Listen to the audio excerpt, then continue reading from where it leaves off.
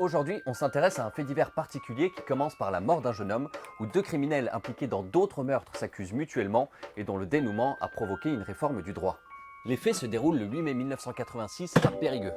Laurent Bureau, jeune militaire de 18 ans, est en chemin pour rentrer à sa caserne. Mais le lendemain, on retrouve son corps au gymnase, la tête fracassée par un extincteur, les mains attachées derrière le dos, grossièrement cachées entre deux tapis de sport. La police met d'abord en cause un SDF, mais c'est une fausse piste. En 88, les enquêteurs remarquent qu'un certain Didier Gentil, déjà coupable du meurtre d'une petite fille, a lui aussi effectué son service militaire à Périgueux. Il a même été interpellé le lendemain du crime, proche du gymnase, lors d'un contrôle de routine. Mais Didier Gentil nie toute implication dans le drame. Entre alors en scène un autre tueur, Francis Holm, condamné pour 9 meurtres entre 1984 et 1992.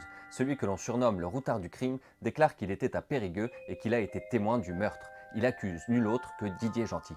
Leur procès s'ouvre en 1997. Il dure 5 jours et son verdict provoque la stupeur et la colère. Les preuves matérielles sont insuffisantes et les jurés sont divisés. Et puis les accusés ne cessent de se renvoyer la balle. Pourtant, Francis Holm donne beaucoup de détails, ce qui semble confirmer sa présence le soir du meurtre. Mais ce n'est pas assez pour que tous les jurés soient intimement convaincus de leur culpabilité. Sous les huées, Francis Holm et Didier Gentil sont acquittés du meurtre de Laurent Bureau. L'avocat de la famille déclare alors « On a tué leur fils une deuxième fois ». Mais ils ne cesseront pas de se battre et avec d'autres, leur témoignage a entraîné une révision de la loi. Il est désormais possible de faire appel des verdicts des cours d'assises. Quant à Francis Holm et Didier Gentil, condamnés à la perpétuité dans d'autres affaires, ils sont encore en prison.